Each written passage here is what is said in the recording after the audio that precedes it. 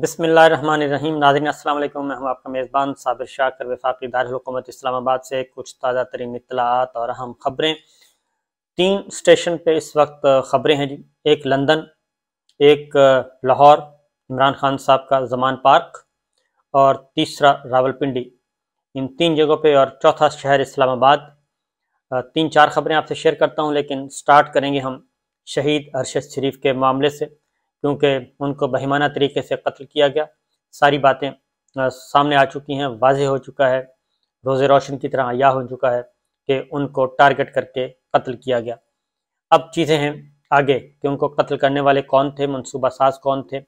کہاں سے گئے، کیسے گئے، کس طریقے سے ساری چیزیں مینج کی گئیں۔ اور رانا ثناءاللہ صاحب وفاقی وزیر داخلہ،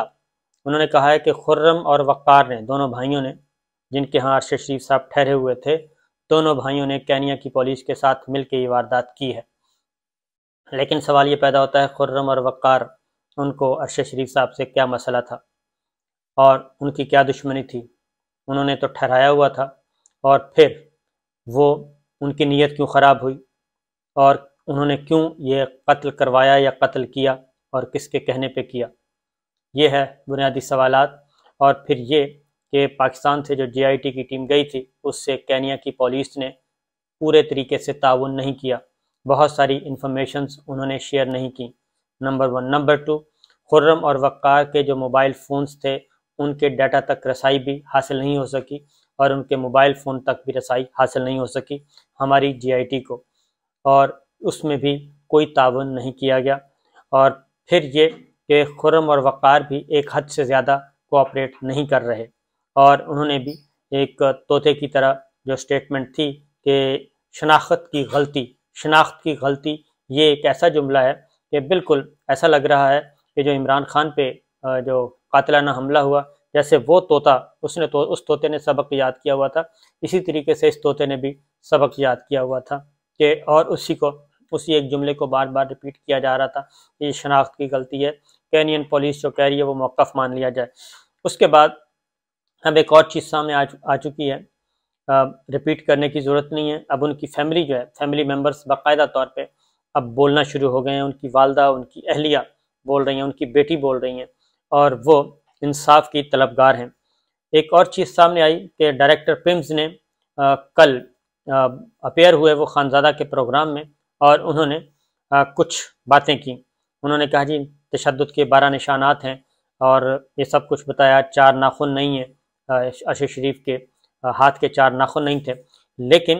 انہوں نے 2-3 جھوٹ بولے۔ وہ 2-3 جھوٹ یہ تھے کہ انہوں نے کہا کہ ہم تو رپورٹ دینے کے لیے تیار ہیں، تو اور اس پہ شہید ارشد شریف فیملی آج منظر عام پہ آئی، اور انہوں نے کہا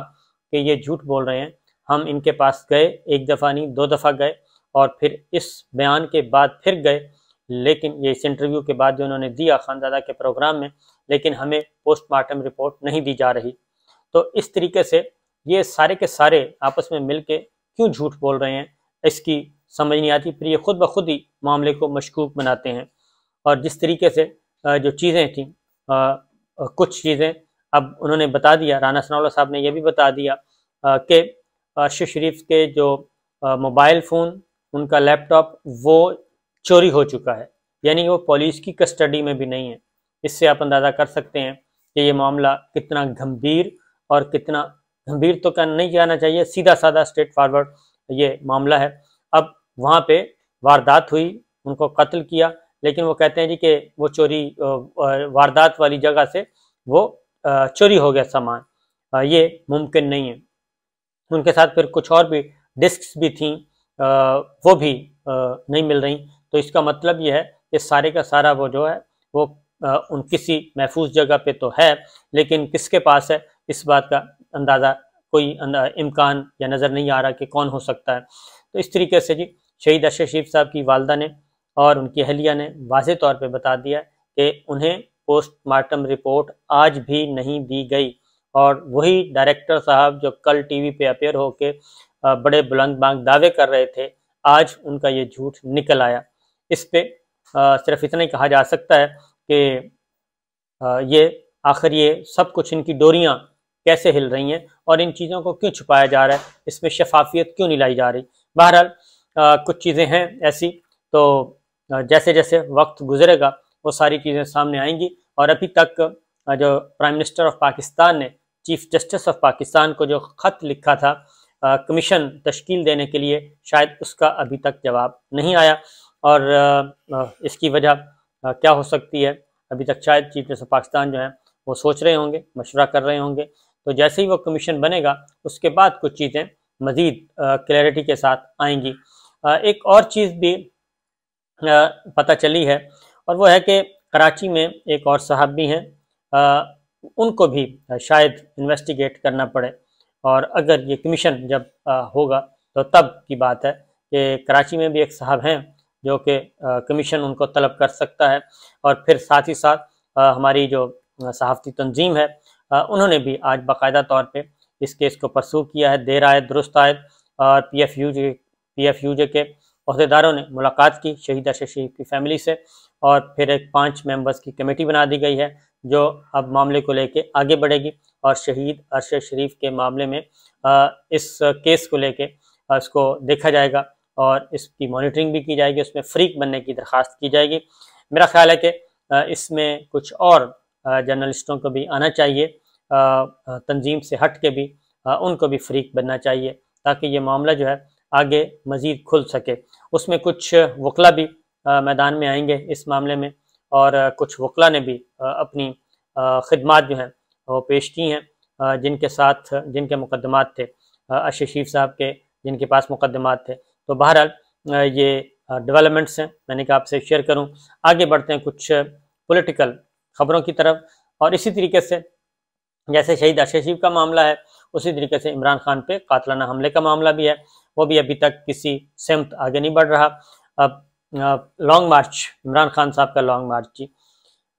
لانگ مارچ رکوانے کے لیے جتنی بھی کوششیں تھیں وہ ناکام ہو چکی ہیں۔ عمران خان صاحب نے یہ کہا ہے کہ لانگ مارچ ہر صورت میں جاری و ساری رہے گا، ان کی تیاریاں مکمل ہیں، گو سلو کی پالیسی چل رہی ہے، لیکن ساتھ ساتھ کنٹینر بھی، نیا کنٹینر جو ہے وہ تیار کیا جا رہا ہے کراچی میں، اور وہ بلٹ پروف بھی ہے، اور بلٹ پروف کے ساتھ ساتھ کچھ اور بھی اس میں حفاظتی انتظامات کیے گئے ہیں، تاکہ عمران خان صاحب جو ہیں وہ اسی کنٹینر میں ہی قیام کریں گے، اور اسی کنٹینر میں ہی رہیں گے جب پنڈی پہنچے گا یہ لانگ مارچ جو ہے۔ پنڈی پہنچنے کی تاریخ ابھی تک نہیں دی گئی، اور اس کی وجہ کچھ اس میں